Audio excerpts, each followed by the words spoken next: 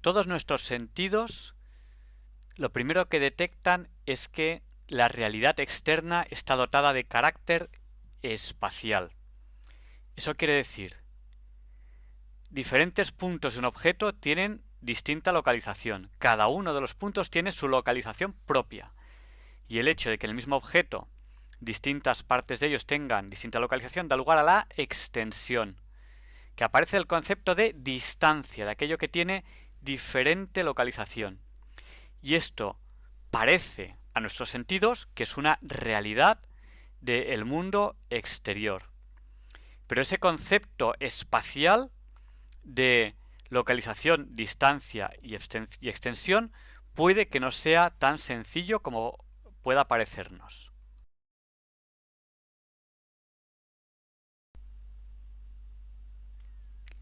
Lo primero que tendemos a pensar cuando hablamos de localización, distancia y extensión es que estamos hablando respecto a un observador. Lo más sencillo es colocar el observador en nosotros mismos, es decir, pensar que algo está a tal distancia de nosotros y respecto a nosotros tiene tal extensión y todo ese tipo de conceptos.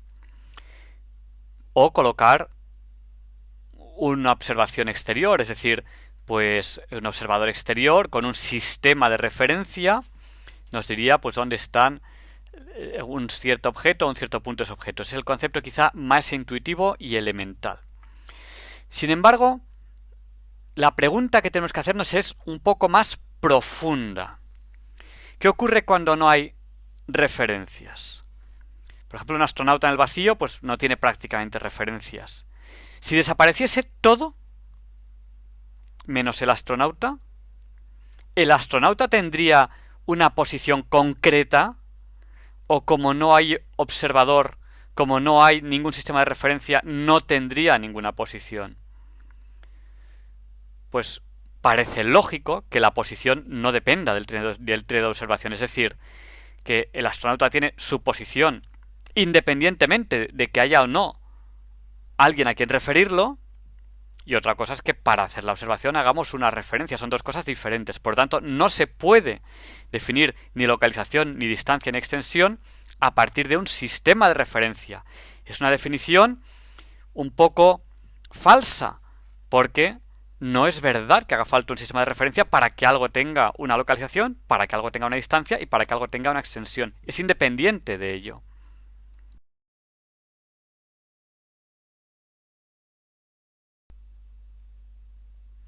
De hecho, tanto es así que el universo mismo está en algún lugar.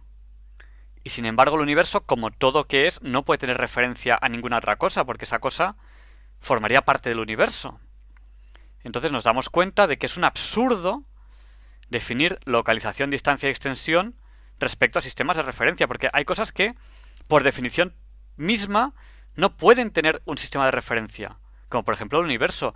Y el universo tiene alguna posición, ocupa algún lugar concreto, y tiene una extensión, la que sea más o menos conocida, pero la tiene.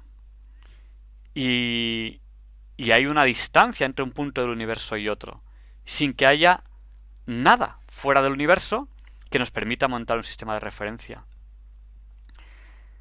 Otra manera de ver que no es solución a hablar de un sistema de referencia es llegar al ilógico. Si un sistema tiene que localizar a un cuerpo, es decir, si un cuerpo solo tiene localización, distancia y extensión, si hay un sistema, bueno, pues ese sistema también necesitará localización, distancia y extensión, necesitará otro sistema. Y así, ¿hasta llegar a dónde? No hay ningún sistema inicial que tenga una localización, distancia y extensión concreta, si pensamos que para definir localización, distancia y extensión hace falta un sistema de referencia. Así nos tiene que quedar claro que no es lógico la definición habitual que hace casi todo el mundo de definir estos conceptos a partir de un sistema. Bueno, para resolver problemas de la física puede ser suficiente, pero más allá de eso, es decir, analizando profundamente el concepto, nos damos cuenta que eso no es una explicación satisfactoria de lo que son estos conceptos: localización, distancia y extensión.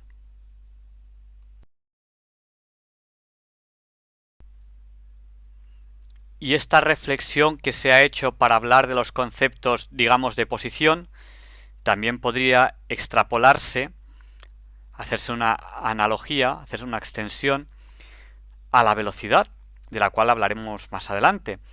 Pero si la velocidad es el espacio partido por tiempo, pues la física no puede distinguir entre un hipotético reposo absoluto, que teóricamente podría existir, y un movimiento uniforme. Cuando algo está en movimiento uniforme, la física observa exactamente lo mismo que un hipotético reposo absoluto.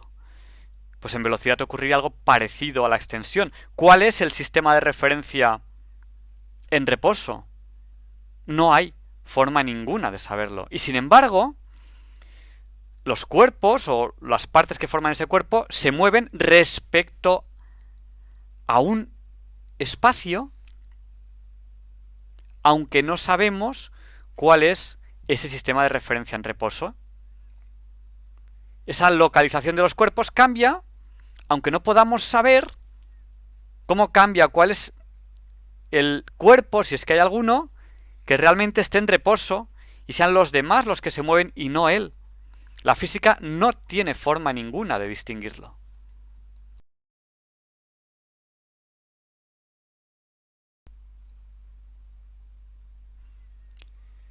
Pues así, lo que yo les planteo es que definan, como en debate 3.1, o que debatan, qué es un lugar. Y si todo cuerpo ocupa un lugar, y no depende de que haya referencias, o a lo mejor alguno de ustedes piensa que sí, pues en el debate lo podemos ver. La definición esa tradicional de la superficie del cuerpo circundante en contacto inmóvil e inmediato con el cuerpo que consideramos localizado, que es como se suele definir lugar, pues quizás haya que profundizar un poco más en ella. Y yo les animo a que en ese mismo debate planteen algo un poquito también más a fondo. ¿Y qué es el espacio? Bueno, pues verán que no es tan fácil definir estas cosas. Adelante, el reto es importante.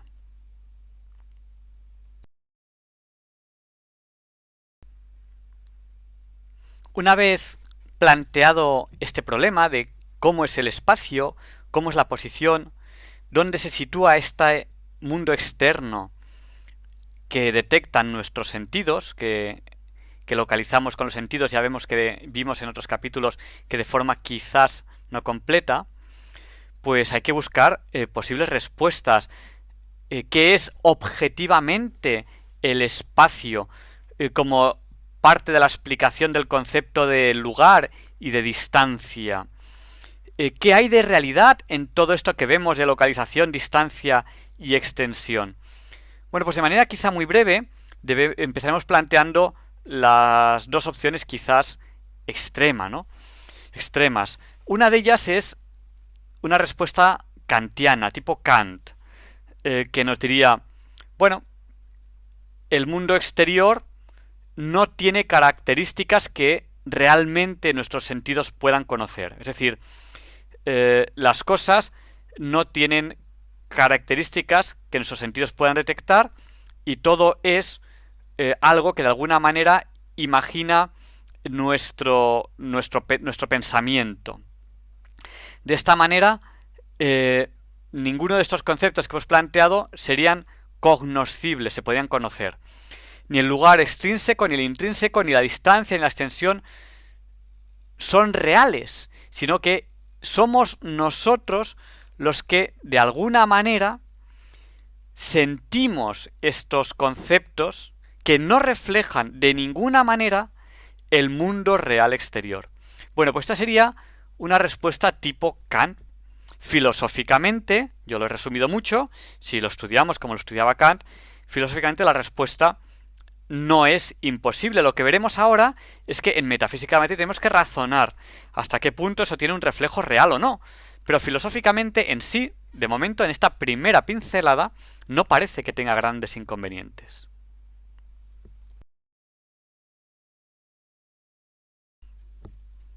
Siguiendo este razonamiento kantiano, Kant venía a decir algo así como que nuestros sentidos reaccionan ante el neúmeno, que es imposible conocer nada de él, y que la distancia es distinta a cómo la percibimos. Esto es lo que dice Kant. Vamos a ver si este razonamiento, que filosóficamente es una buena base, o sea, Kant es un gran filósofo, lo que razona filosóficamente es profundo y realmente lo ha pensado mucho. Vamos a ver si es compatible con lo que vemos, que pensamos que puede ser la realidad. A ver si en metafísica de la materia sería una solución aceptable o no.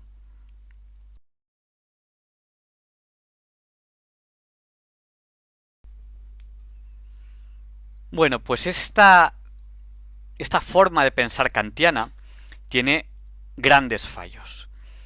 Desde el punto de vista de la lógica, no es una apreciación subjetiva o un gusto, sino que, en primer lugar, como muchas otras teorías llenas de fallos, no hay ninguna prueba que lleve a ello. Nada indica que esto sea así. Eso es algo muy poco científico. Es algo que difícilmente aceptaríamos con ninguna otra cosa si no lo hubiese hecho alguien tan conocido como Kant, ¿no? Afirmar algo sin ningún tipo de prueba. Y el decir que el mundo no tiene nada que ver con lo que afecta a nuestros sentidos, pues es negar esta observación de que tienen que tener algo en común nuestros sentidos con el exterior para que puedan ser detectables. Por ejemplo, como los neutrinos no interaccionan con nosotros, no podemos detectarlos nosotros.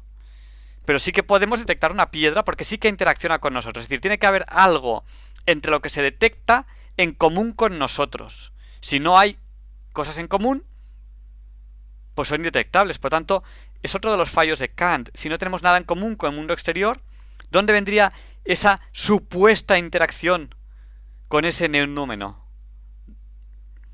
Bueno, pues esa afirmación kantiana es gratuita, no parte de nada.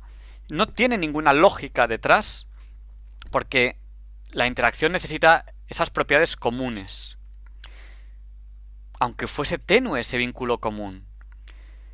Entonces esa negación de la posibilidad de conocer no está basada en nada.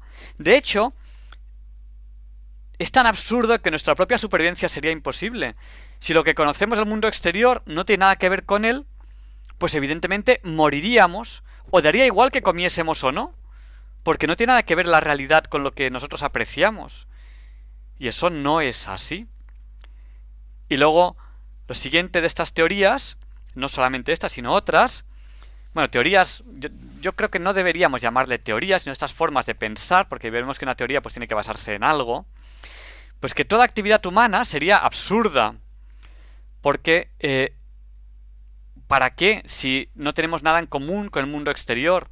¿Para qué hacer algo que interaccione con el mundo exterior si es inútil? El mundo exterior no es lo que nosotros percibimos. No hay ningún kantiano que se abandone a la nada porque piense que no es posible modificar el mundo exterior.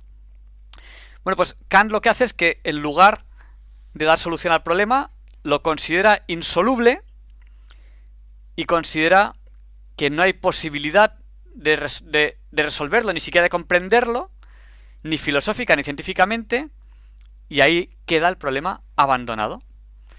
Pues esa quizás sea una forma de actuar muy poco lógica.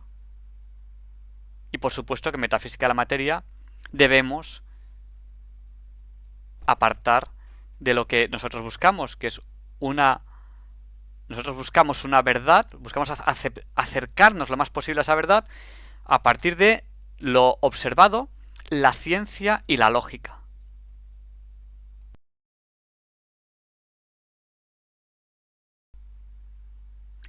Siguiendo con esta crítica a esta idea kantiana del concepto de lugar y de espacio y de extensión, pues tendríamos que aceptar que las cosas no tienen extensión propia, ni están en un lugar concreto, ni ocupan un espacio concreto.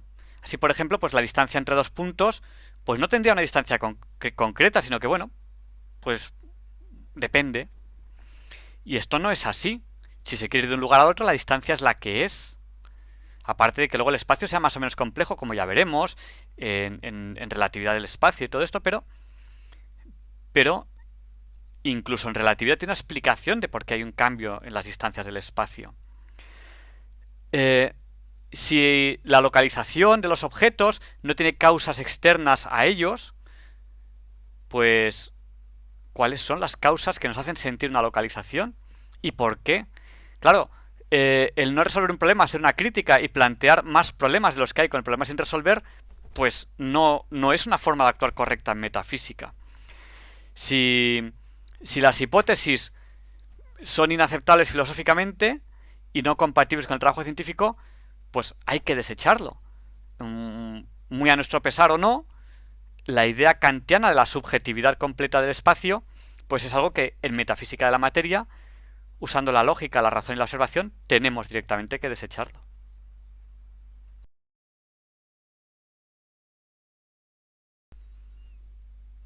Y también se tiene la otra posible solución completamente opuesta del problema, la que podríamos llamar el espacio absoluto, propuesto por Newton, en el cual el espacio sería algo infinito, cosa que plantea serios problemas filosóficos, y cualquier punto, cualquier objeto del espacio está, entre comillas, en una casilla en ese infinito espacio. O sea, casilla es una forma de hablar, ¿no? Ocupa un lugar concreto en ese espacio infinito. Los cuerpos están en esa casilla dentro de un vacío que les sirve de receptáculo para el universo. El universo mismo ocupa un volumen concreto dentro de ese espacio que en principio nada indica que no tenga que ser infinito. Newton tiende a invitar a que tiene que obligatoriamente ser infinito, pues no hay otra posibilidad en ese espacio.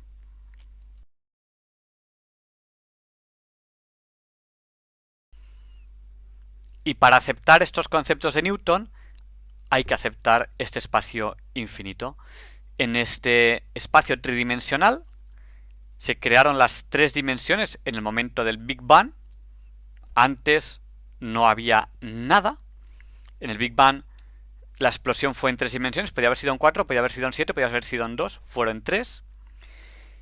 Y no queda más remedio que aceptar que este Big Bang ocurrió en este espacio tridimensional en sí, por eso el espacio tiene 3 dimensiones, según Newton. Porque si no se cae en la paradoja de que el espacio se acaba.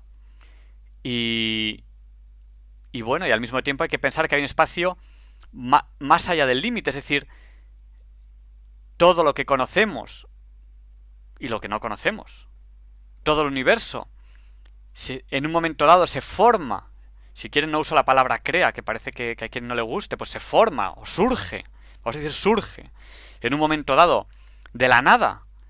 Y eso es todo, eso es el universo, eso es el todo. No lo digo yo, lo dice la física. Pues ese Big Bang ocurre en un espacio infinito. Y eso es lo que hay que aceptar para aceptar estas teorías de Newton, lo que podríamos llamar el espacio absoluto.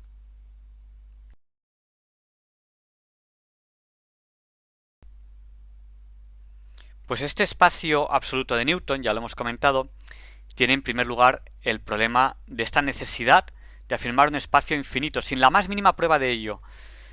No hay nada observado que sea infinito.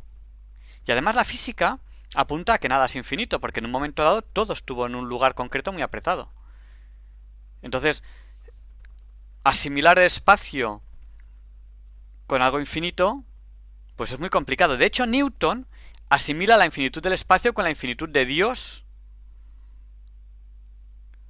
Bueno, está bien, pero quizás sea poco científico hablar de ello así. También esa definición es área de espacio como ese lugar sin diversidad. Y si no hay diversidad, ¿qué diferencia hay entre estar en un lugar y en otro si todo es igual? Volvemos otra vez a la necesidad recurrente de estar hablando de sistemas de referencia, lo cual hemos visto que tampoco tiene mucha lógica. Si todos los puntos son idénticos, ¿por qué algo está en un lugar y es diferente a estar en el otro? Si los puntos son idénticos. Y no puede haber una variación, por ejemplo, paulatina del espacio, porque si es infinito, tomaría valores infinitos esa variación paulatina del espacio. Pues lo que se ha hecho no es resolver el problema, sino que se ha trasladado el problema a una estructura misma del espacio sin estructura. No se ha resuelto en sí el problema.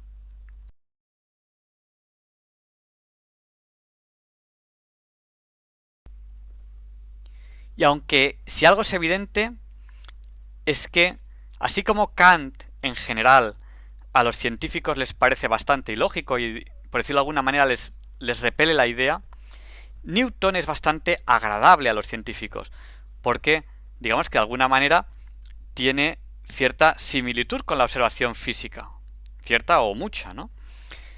De hecho, da como por supuesto que la observación científica lo es en sí todo.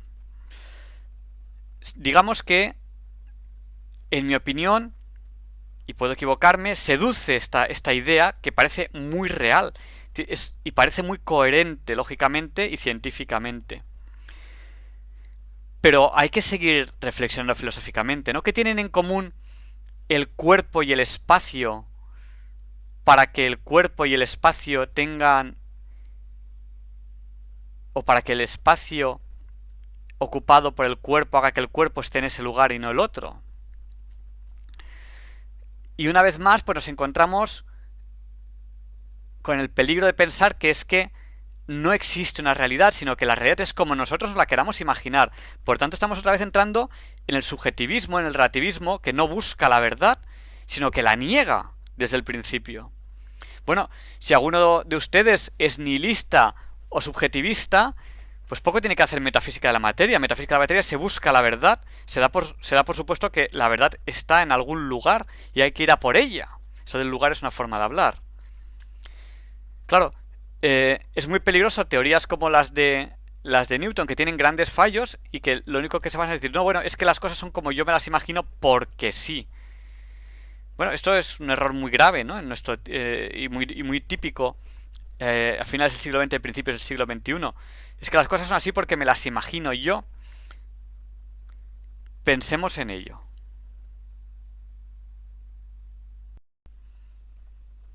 Pues hay varios autores que intentan buscar una solución intermedia entre el idealismo de Kant y el realismo total de Newton.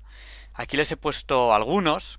Ustedes pueden investigar otros y si lo desean pueden entregar en los foros de esta asignatura o enviarme por correo electrónico lo que ustedes investiguen sobre estas posiciones intermedias. Es muy interesante.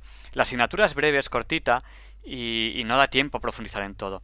Yo les he puesto estas dos, por ejemplo, pues Balmes, este autor, pues ha hablado de unas teorías, mírenlas si quieren. Suárez pues habla de otras, son muy interesantes, paren la imagen si quieren y lean lo que les he colocado ahí, investiguen un poquito sobre ello. Y en general, las teorías intermedias son sorprendentes porque consiguen esquivar los problemas que tienen tanto el idealismo de Kant como el realismo total de Newton, y son bastante interesantes.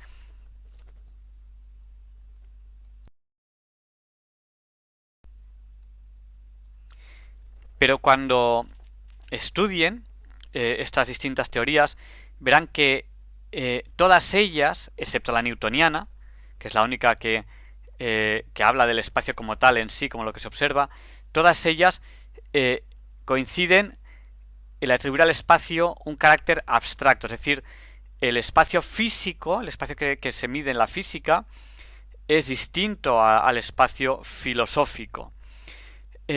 Todas ellas atribuyen un carácter abstracto al espacio, excepto Newton. Sin embargo, el espacio físico tiene propiedades y son medibles experimentalmente. Y se pueden repetir las mediciones en distintos lugares y da el mismo resultado. Así que todas ellas tienen esa dificultad en ese punto de vista.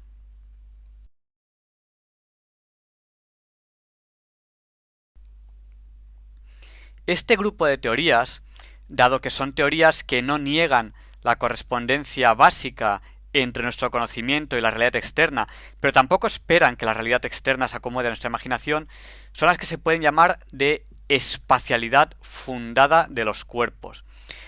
Afirman que se puede conocer la localización solo a base de las referencias a cuerpos de posición ya conocida. De esta manera también el movimiento, que sería consecuencia de la posición, también solo es cognoscible, solo se puede conocer como movimiento relativo. Es importante esta frase de Albert Einstein que dice: la totalidad de los fenómenos físicos es de tal naturaleza que no da base para la introducción del concepto de movimiento absoluto. Es muy importante. No hay movimiento absoluto. Esto es lo que afirma Einstein. Tampoco porque lo afirme Einstein tiene que ser verdad, pero es una reflexión importante que debemos hacer. Este grupo de teorías de espacialidad fundada en los cuerpos acepta el que la cognoscibilidad no puede ser total y que hay ciertas cosas que no se pueden llegar a conocer. Por ejemplo, ¿cuál es el movimiento absoluto real?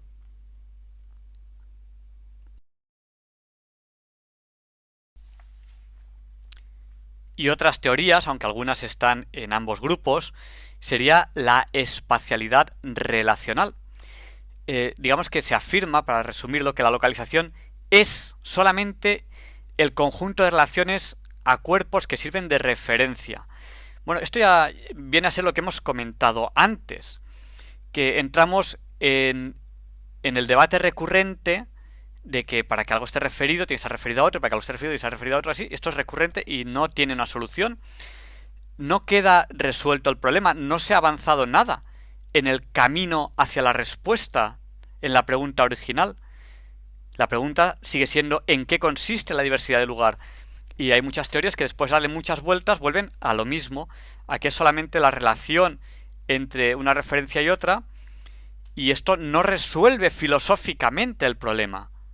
En metafísica de la materia no nos estamos planteando si es útil para resolver un problema físico, si a lo mejor basta para resolver un problema físico, pero queremos llegar más allá. ¿Qué hay detrás de eso? ¿Qué implica estar en un lugar y no en el otro?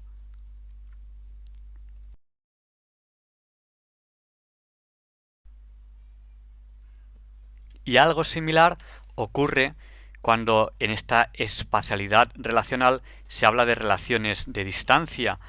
¿Qué es lo que en principio se podría decir? Que dos cuerpos tienen una distancia porque no están en el mismo lugar. Pero entonces si decimos, ¿y por qué no están en el mismo lugar? Porque tienen una distancia. Pues eso da lugar a un círculo vicioso en las definiciones que por lo menos desde el punto de vista filosófico no es correcto. Hay que buscar otra manera de decirlo, hay que buscar otra manera de justificarlo, hay que buscar otra manera de descubrir, que con eso no queda descubierto, qué es lo que hace que las cosas estén en distinto lugar y qué es lo que hace que las cosas tengan una cierta distancia.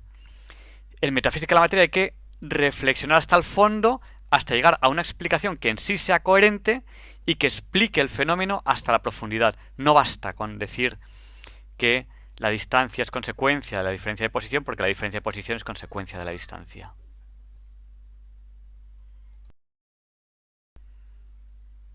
Por lo tanto, en esta crítica a esta espacialidad relacional hay que empezar a dejar algo bien claro. Si se habla de distinta posición, si se habla de de distancia entre cuerpos, lo que implica una distinta posición, si se habla de movimiento, lo que implica que la posición cambia de un instante a otro, hay que ver qué es lo que cambia. Es una paradoja, algo que al menos sorprende en el lenguaje, que un cuerpo cuando está en una posición tenga una propiedad, que es la posición, que es diferente a cuando ese mismo cuerpo está en otra posición, sin que realmente nada haya cambiado en el cuerpo. Pues si no ha cambiado nada, ¿cómo es que ha cambiado esa propiedad de posición? Esa es la reflexión que tenemos que hacer a fondo. ¿Qué es lo que cambia en un cuerpo cuando cambia de posición? Y no podemos decir, pues no sé lo que es, me quedo aquí. Porque entonces, ¿qué estudiamos en metafísica? Hay que profundizar, hay que descubrir qué es ese algo que cambia. ¿Se puede vivir sin saber qué es ese algo que cambia? Bueno, pues sí, pero entonces no nos metemos en estos temas.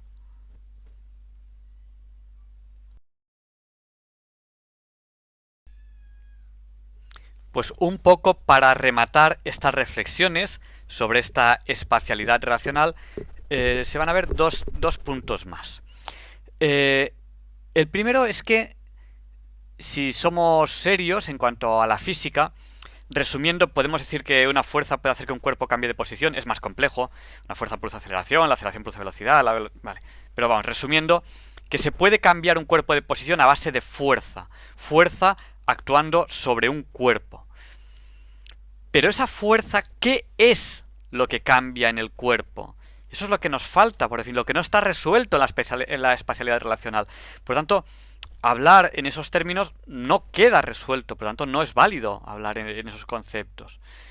Y también de alguna manera, si nosotros hablamos de la localización de un cuerpo en cuanto a la localización de un sistema de referencia, pues eso es filosóficamente insostenible, porque caemos en ese razonamiento recurrente que ya hemos visto. Sistema de referencia para hablar de la posición, posición para hablar del sistema de referencia, y así recurrentemente. Eso no quiere decir que para resolver problemas físicos eso sea válido. Pero en metafísica de la materia hay que ir un poco más allá. Hay que buscar el qué es lo que cambia.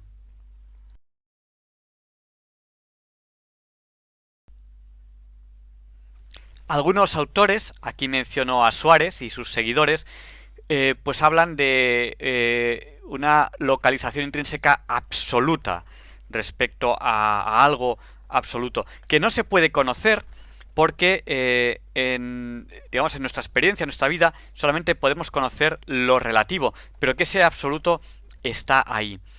Pero estos proponentes hablan un lenguaje un poco ambiguo, en el cual puede dar la impresión de que esa realidad absoluta que afecta al cuerpo es resultado de la existencia de otros cuerpos. Es decir, si no existen otros cuerpos, no existiría esa realidad absoluta. Eso es ambiguo, no quedaría claro en ninguno de los dos casos, tanto si existen cuerpos como si no quedaría demostrado en ninguno de esos casos, no quedaría suficientemente razonado. Está claro que esos autores no tienen a fecha de hoy un razonamiento que permita explicarlo hasta el fondo, y por eso quizá esa ambigüedad.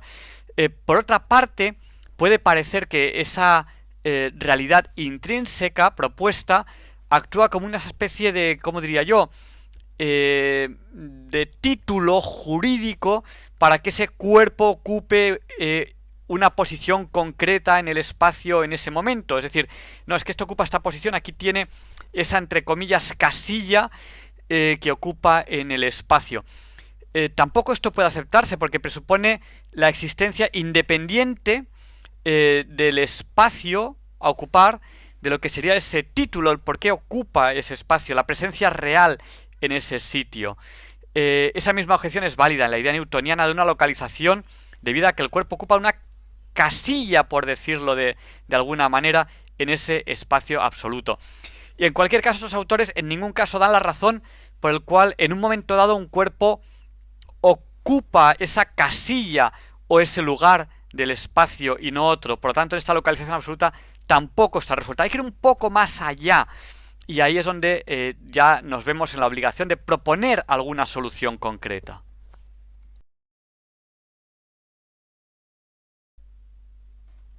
Pues con todo lo que hemos reflexionado hasta aquí, no nos queda más remedio que decir que hay algo que determina la posición de un cuerpo. Y ese algo solamente lo podemos detectar viendo su posición.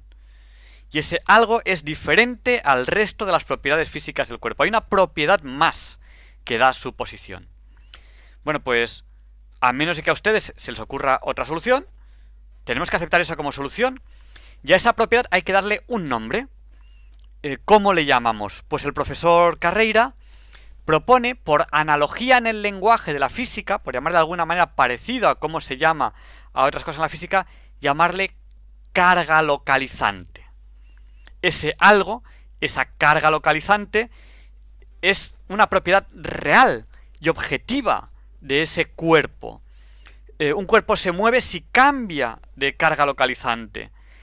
Y en el mundo en el que vivimos, eso solo es detectable relativamente. Solo detectamos movimiento relativo. Eso no es nuevo. Eso lo aceptan muchos autores. Y así pues podemos empezar a razonar todo lo que tiene que ver con posición y con movimiento respecto a esa carga localizante. Por ejemplo, la expansión del universo se interpretaría como que la carga localizante de los distintos cuerpos es cada vez más distinta. Y esa es una realidad observada. Nosotros observamos que aumentan las distancias, que la posición es cada vez más diferente. Bueno, pues porque esa propiedad que hemos venido a llamar carga localizante, pues es cada vez más diferente.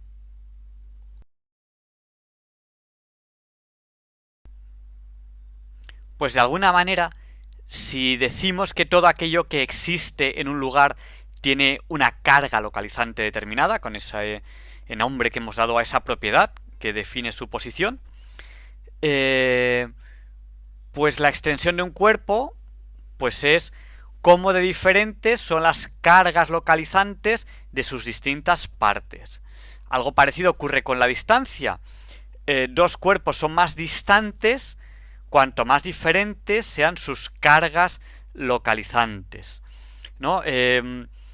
Quizás la extensión, definida como la hemos definido, es una propiedad del conjunto.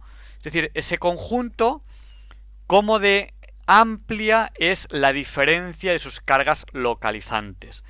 En la realidad, en experimentos físicos, se demuestra que la materia puede estar en dos lugares a la vez. Por experimentos hechos en temas de mecánica cuántica. Bueno, desde el punto de vista filosófico que estamos planteando, tiene difícil explicación, a menos que esa carga localizante pueda tener a la vez dos valores. Bueno, en principio no tiene por qué no, si es algo que acabamos de alguna manera de razonar que existe, o que debería existir algo de ese estilo, algo cercano a lo que estamos razonando. Dos cuerpos podían ocupar el mismo lugar si tuviesen la misma carga localizante. Bueno, ¿y qué ocurriría si un cuerpo perdiese su carga localizante? Pues no existiría en ningún lugar ese cuerpo. Quizás esas explicaciones sean útiles para entender qué ocurre en lugares concretos del universo, por ejemplo en los agujeros negros. ¿Qué ocurre cuando algo pasa por un agujero negro? ¿Realmente desaparece de un lugar y pasa a estar en otro lugar? Hay un cambio brusco en la carga localizante, igual que hay un cambio brusco en las velocidades solamente cuando hay percusiones. Si hay fuerzas, las velocidades no cambian bruscamente cuando hay percusiones. Pues hay un cambio brusco en la posición en algunos lugares concretos, por ejemplo, en los agujeros negros. Esa carga localizante puede cambiar bruscamente para que un cuerpo pase de estar en un lugar a estar en otro, como ocurre con el efecto túnel. No nos sorprendamos, todos nuestros ordenadores tienen diodos de efecto túnel que hacen que una partícula pase de estar en un lugar a estar en otro sin pasar por en medio. Esto ocurre en el día a día. Entonces es que esa carga localizante puede realmente tener una variación brusca sin pasar por lugares intermedios. Bueno, y en cuanto a esas aplicaciones y sugerencias, pues terminar con una reflexión que ya reflexionaba San Agustín, una persona que reflexionó sobre muchos temas, ¿no? Y una frase que tiene mucho que ver con esto, que decía, él dice, lo que no está en ningún lugar no existe. Quizás con esa visión en el siglo IV, si no me equivoco, después de Cristo, o sea, muy temprana, de hablar de cosas tan importantes como las que estamos hablando nosotros ahora mismo. Bueno, San Agustín estaría equivocado si realmente pensamos que está en algún lugar depende de carga localizante. Podría haber objetos, podría haberlos, nada indica que no a fecha de hoy, aunque claro, no es demostrable. Podría haber objetos que no estén en ningún lugar, simplemente que no tienen carga localizante. Lo que ocurre que tenemos un problema, y es que como no está en ningún lugar, no hay ningún posible experimento que pueda demostrarlo. Por lo tanto, hablar de una cosa como hablar de la contraria, a fecha de hoy no se puede demostrar. Hay que quizás llegar un poco más allá, hay que quizás buscar otra reflexión más profunda por otro camino, para ver si San Agustín tiene razón en lo que no está en ningún lugar no existe, o no tiene razón. Un tema interesante, pensemos en ello. Nos guste o no, porque a lo mejor esta propiedad, que llamamos carga localizante, les choca a muchos de ustedes.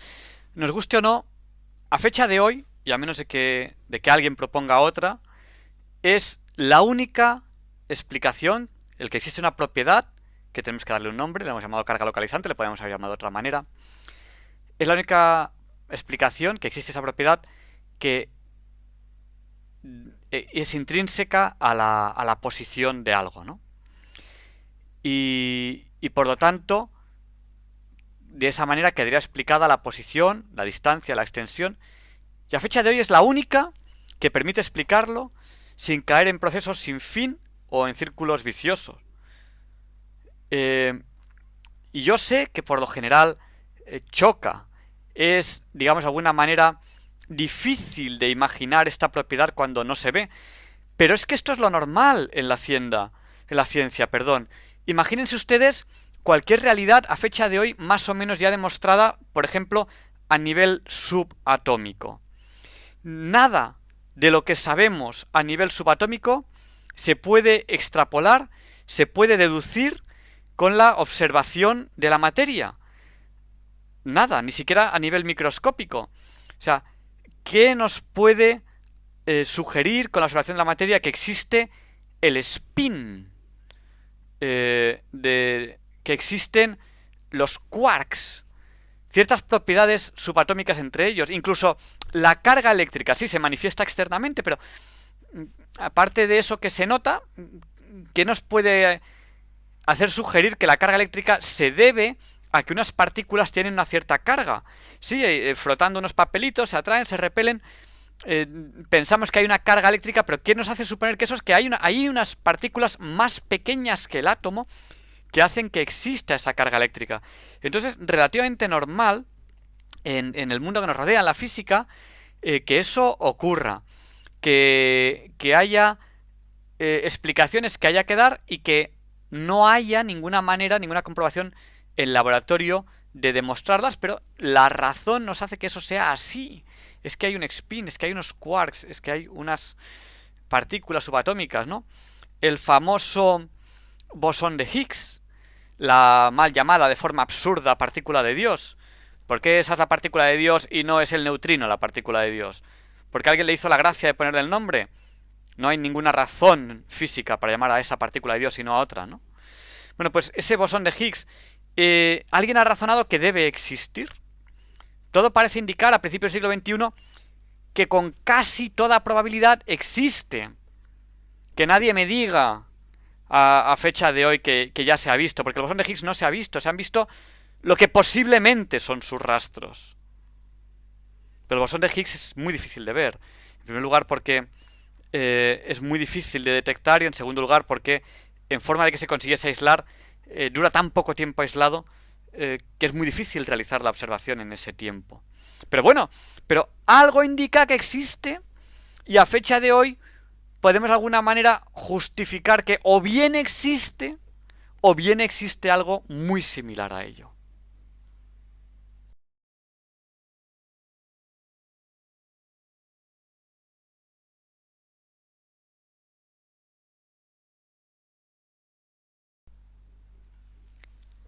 Hay muchas propiedades en el mundo que nos rodea que en sí no son detectables o prácticamente no son detectables. Pensemos en una que sí es detectable, pero que nos va a servir como analogía, que es por ejemplo la presión. Nosotros sin ningún aparato prácticamente no detectamos la presión, está ahí, si no estuviese, pues nuestro cuerpo sí lo notaría. Pero sin embargo, minúsculas variaciones en la presión son ampliamente detectables. ¿Qué quiero decir? Pues por ejemplo, la presión constante que rodea nuestro cuerpo no la aprecia como tal. Puede haber incluso un cambio más o menos grande de presión a lo largo del día y nuestro cuerpo pues prácticamente no lo detecta. Sí lo detecta porque algunas cavidades de nuestra cabeza tienen fluidos a distintas presiones, entonces pues si cambia la presión nos puede doler la cabeza o algo así, pero bueno, prácticamente podríamos decir que no es detectable. Sin embargo, una minúscula variación en la presión es el sonido. El sonido son pequeñas, muy pequeñas variaciones en la presión y eso es ampliamente detectable. Es decir, hay muchas propiedades en la física que en sí no se detectan. Por ejemplo, imaginemos un cuerpo. Pues un cuerpo, si está en un entorno con exactamente el mismo color y exactamente la misma luminosidad, no se detecta. Nuestro ojo no lo detectaría. estaría inmerso en un ambiente en el que todo tiene la misma luz, todo tiene la misma luminosidad y el mismo color. La forma de detectar un cuerpo es que su luminosidad, su color, su luz sea diferente a la del entorno. O sea, hay muchas propiedades que en sí no se detectan, sino que se detectan sus diferencias. Y de esa manera, ampliando ese razonamiento, pues podemos pensar que esa carga localizante no se detecta, sino que lo que se aprecia son esas diferencias de carga localizante. Por eso, siempre que se habla de distancia, siempre que se habla de posición, siempre que se habla de movimiento, siempre que se habla de extensión, siempre se piensa en algo relativo a la diferencia entre el valor de un cuerpo, de una parte de un cuerpo, y al valor de otro cuerpo o de otra parte de otro cuerpo. Pensemos en ello. De alguna manera hemos, no quisiera utilizar la palabra resuelto, pero de alguna manera concretado, acotado, dada una solución suficientemente satisfactoria al concepto de posición y todo lo que ello implica. Pero una vez hemos hablado de posición, hay que hablar de qué es el espacio físico. Esa posición se produce en un espacio. Entonces tenemos pues la posición de Newton, que aceptaba un espacio diferente a aquello que está dentro de él, diferente a la materia, por decirlo de alguna manera. Y ese espacio no interacciona con la materia. Ese espacio es, de alguna manera, el lugar donde está la posición, donde está la materia, donde se coloca la materia, pero no tiene interacciones físicas con él. De alguna manera sería completamente inerte a la materia. Los cuerpos pueden moverse en cualquier dirección y ese espacio no les afecta, ¿no? Según este razonamiento de Newton, fenómenos como por ejemplo la luz y la gravedad, que son reales, que están ahí, al no interactuar con el espacio se propagan a velocidad que no tiene nada que ver con el espacio, infinita. Bueno, claro que en época de Newton quizás él no tenía capacidad de ver que la velocidad no se propaga a velocidad infinita, ¿no? Cuando ya posteriormente se determinó la velocidad de la luz y que la luz sí que tiene fenómenos de difracción, de interferencia, pues de alguna manera el espacio no es esa definición que decía Newton de ese algo vacío que no interacciona con lo contenido, ¿no? Ese lugar sin interacción con la materia. De alguna manera el éter, volviendo a una palabra de la antigua Grecia, el éter es ese lugar sobre el que está todo, es de lo que está compuesto el vacío. Ese éter, como lugar donde se colocan las cosas, ese éter como espacio físico, está demostrado que sí que interacciona de alguna manera con el contenido, con la materia. El continente, de alguna manera, interacciona con el contenido. Lo que se aleja de lo que parece más lógico y que define Newton, que es luego con la observación directa de la naturaleza, es bastante razonable, pero no es así cuando se hacen experimentos más a fondo en laboratorio.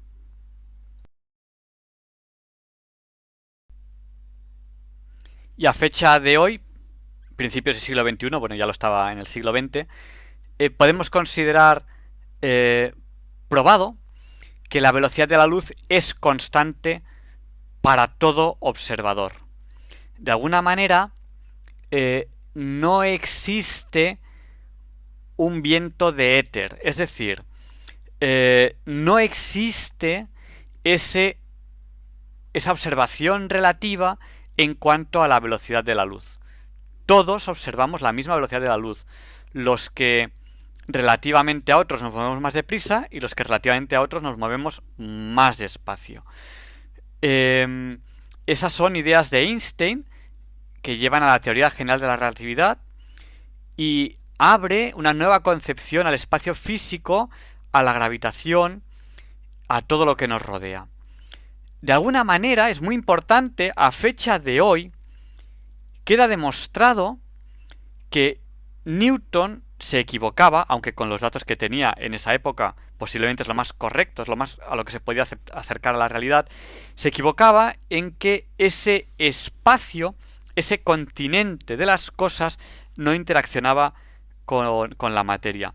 A fecha de hoy ya hablamos de permitividad magnética en el vacío, susceptibilidad eléctrica en el vacío, es decir, cómo reacciona el vacío, el espacio, cuando hay propiedades eléctricas, cuando hay propiedades magnéticas. O sea, ese espacio en el cual no hay, entre comillas, nada, reacciona de una o de otra manera frente a la luz, frente a la gravitación, frente a la carga eléctrica, frente a las propiedades magnéticas, a las propiedades electromagnéticas. O sea que de alguna manera ya podemos apartar, porque a fecha de hoy podemos dar ya como demostradamente no válidas aquellas reflexiones que hizo Newton sobre el espacio. A pesar de que también entendemos que en su época posiblemente es lo que más se podía acercar a la realidad.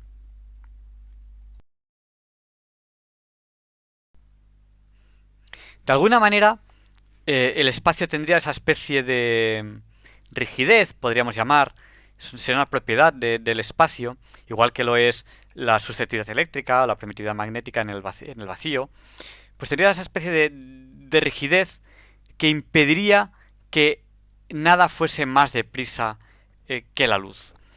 Esto, que puede sorprender a fecha de hoy, que en su momento fueron predicciones numéricas, ya está verificado experimentalmente. La teoría de la relatividad general a fecha de hoy está ya con algunos aspectos muy demostrados. Voy a decir algunos, ¿no? No voy a decir todo, no está cerrado. Siempre en física siempre se puede ir un poquito más allá. Estas características del espacio, estas propiedades del espacio como tal, pues de alguna manera, algunas se ha demostrado que existen, otras se intuye que existen, pero están más o menos demostradas muchas de ellas en laboratorio. Y ese espacio, como continente de las cosas, ¿cómo es? A fecha de hoy, sabemos que hubo un momento en el cual surgió todo, del cual partió todo. El famoso Big Bang. Hubo un momento en que todo cabía en un lugar tremendamente pequeño. Y ese tremendamente, no quiero usar la palabra infinitesimalmente pequeño. Bueno, quizá podría usar la palabra infinitesimalmente, pero no infinitamente pequeño. Y que a partir de ahí surgió todo.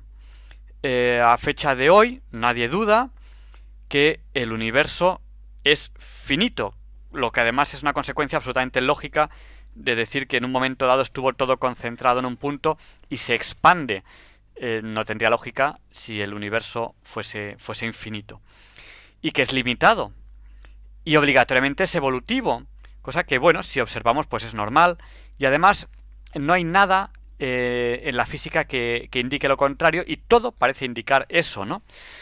Si las estrellas queman, entre comillas, combustible, pues en algún momento dado tiene que acabarse el combustible. El universo no puede ser infinito, porque si fuese infinito ya se habrían apagado todas las estrellas, ya se habría acabado el combustible. Si existiese desde siempre, ya no quedaría combustible.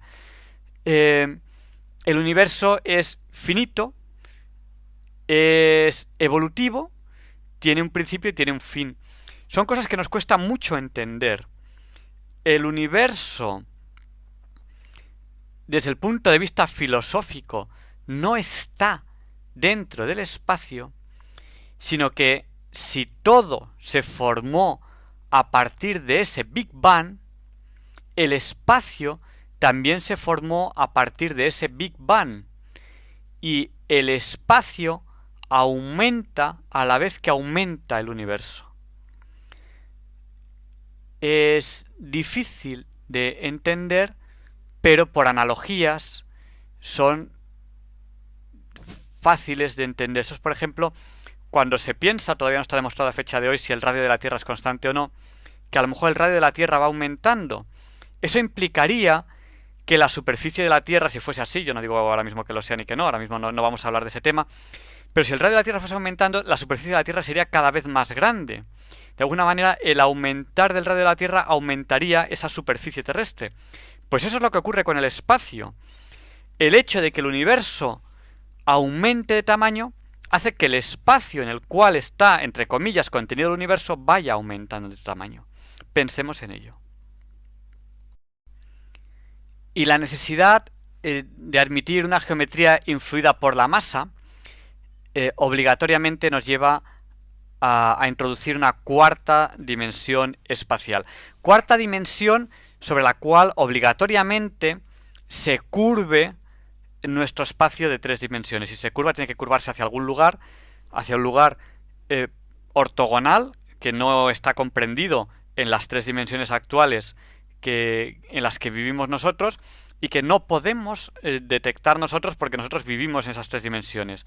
Pueden leer, si lo desean, a Carl Sagan cuando habla de Flatland, el mundo plano, y cómo serían los seres de 2 dimensiones en un mundo de 3, y que ellos no verían la tercera dimensión, vivirían en sus 2 dimensiones, su mundo de 2 dimensiones estaría inmerso en un mundo de 3 dimensiones, pero digamos para hacer una analogía de cómo sería esta explicación de esa cuarta dimensión, porque es necesario para explicar los fenómenos de que el espacio se curva el hablar de esa cuarta dimensión, porque el espacio no se ajusta a la geometría euclídea tridimensional, y eso ya se ha demostrado. Es ese espacio curvo y obligatoriamente tiene que ser hacia una dimensión no detectable en el mundo de 3 dimensiones. Esa cuarta dimensión, de alguna manera, todo indica, cuando hablamos de esos fenómenos como que la masa afecta a la forma del espacio, esa cuarta dimensión existe. Que no es el tiempo. Alguien dijo la tontería de el tiempo es la cuarta dimensión. Pues no, hombre, no. Que cuando se habla de dimensiones se habla de espacio, no se habla de tiempo. Eso de hablar del tiempo como cuarta dimensión, pues no tiene fundamento ninguno. Es algo que bueno, que para periodismo de periódico vale, para rellenar una hoja de periódico vale, pero no un tema científico, no una revista científica. El tiempo es de otra naturaleza. Es un error que se repite mucho, ¿no? Yo siempre digo que la mayoría de las cosas que se repiten mucho a lo que es cultura de bar, o sea, que la gente repite mucho en la calle, así como dándoselas de muy sabio en física y tal, la mayoría de esas cosas que tanto se repiten no tienen la más mínima base científica. Son cosas divertidas, curiosas, que se repiten mucho en la cultura de bar, cuando uno está tomando algo con sus amigos y tal, para hacerse lo interesante, pero no tienen la más mínima base física detrás. No tienen la más mínima razón. Una de ellas es esa de hablar del tiempo como la cuarta dimensión, otras que hemos visto aquí. Eso es a lo que yo llamo cultura de bar, que algunos de ustedes me dicen, me parece ofensivo llamarle cultura de bar. Me refiero a eso, me refiero a que todo el mundo habla de ello, pero ninguna persona lo hace con un conocimiento físico serio detrás, ¿no?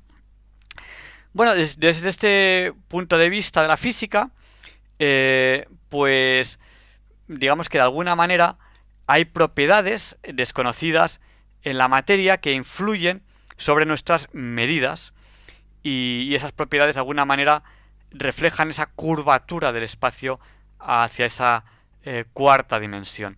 Esto es muy interesante porque hay muchos fenómenos que a fecha de hoy son muy desconocidos hacia nosotros, ¿no? Los quasars, los agujeros negros.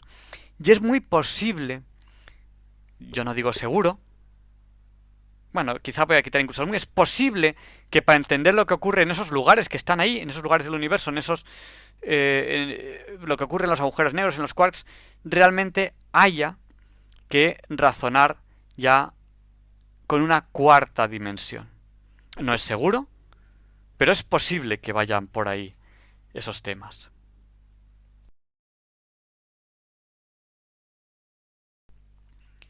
Pues si no salimos del planeta Tierra, las cosas son como más o menos las observamos aquí.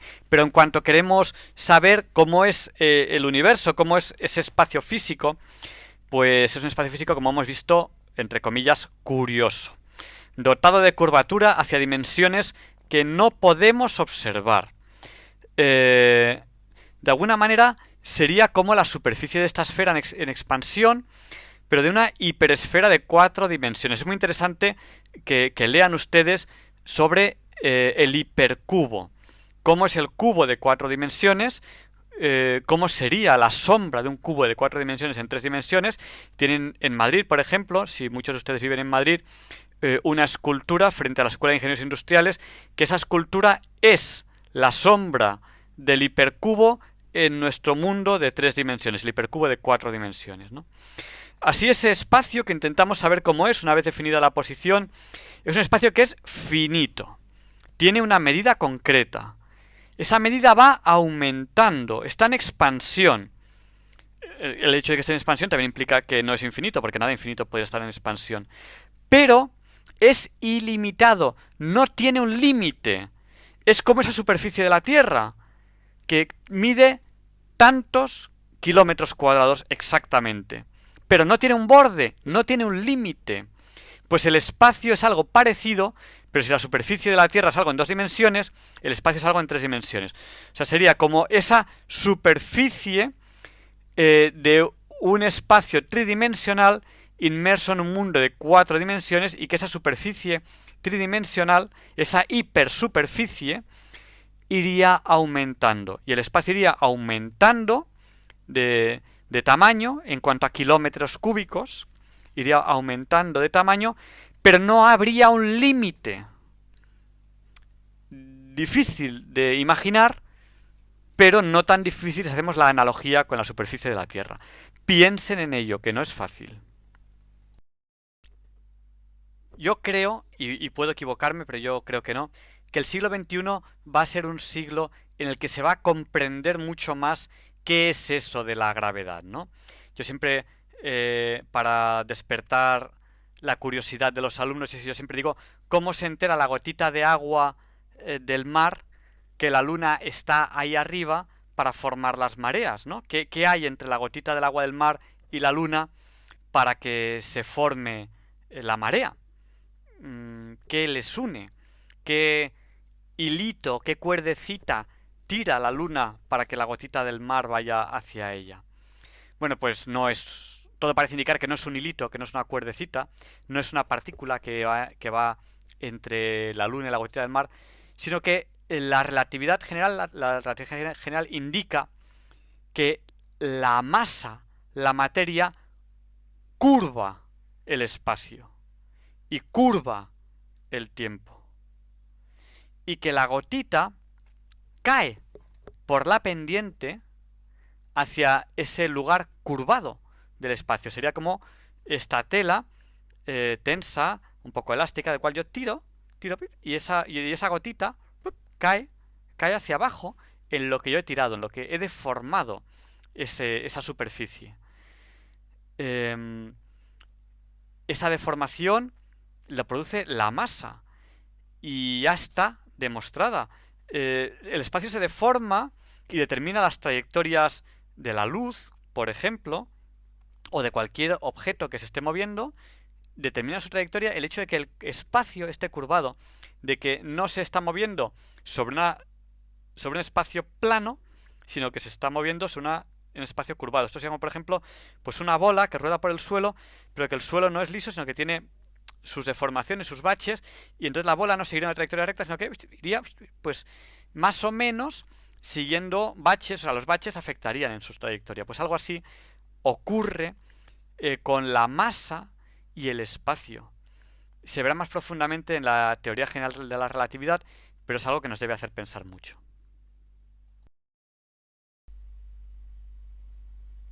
Todos los temas de metafísica de la materia debe ampliarlos el alumno. A partir de estas explicaciones que recibe aquí y de textos que él puede buscar, tanto en bibliotecas, en librerías, en internet incluso, él debe ampliar información. Hay muchísimos autores y muchísimas reflexiones que aquí no se tratan por la brevedad del curso, por falta de tiempo. El alumno debe buscar más información y también debe usar la razón y la lógica. Tiene el foro de dudas para plantear dudas o para resolver dudas de otros. No olvide la metodología de la metafísica, siempre con la observación de la realidad y con la razón o la lógica. Hay que intentar alejarse de las ideologías, de los gustos, de lo que culturalmente podamos haber aprendido, pero que no responda a una observación de la realidad o no responda a una razón de una lógica. Invito a todos los alumnos, aquel que quiera, a que, con lo que amplíe cualquiera de estos temas, que realice un breve trabajo, como él considere oportuno, escrito, o a principios del siglo XXI, usando audio, usando vídeos, si lo considera oportuno, realizando una presentación, si lo considera oportuno, con algún programa como PowerPoint, que nos demuestre a los demás y que nos muestre lo que ha razonado sobre estos temas. Es muy importante. Y que lo ponga en común con nosotros. Por supuesto que lo evaluaremos, pero el valor de este curso no solamente es la evaluación, sino que es lo que el alumno pueda aprender. El profesor, en el poco tiempo que dura el curso, coloca al alumno en el carril, pero es el alumno el que debe recorrer esos raíles para, si se siente motivado con lo que aquí le explicamos, aprender de verdad y profundizar de verdad en estos temas. Animamos a los alumnos a ello. No se olviden de ir un poco más allá y presentar los resultados. Muchas gracias. Hasta el tema que viene.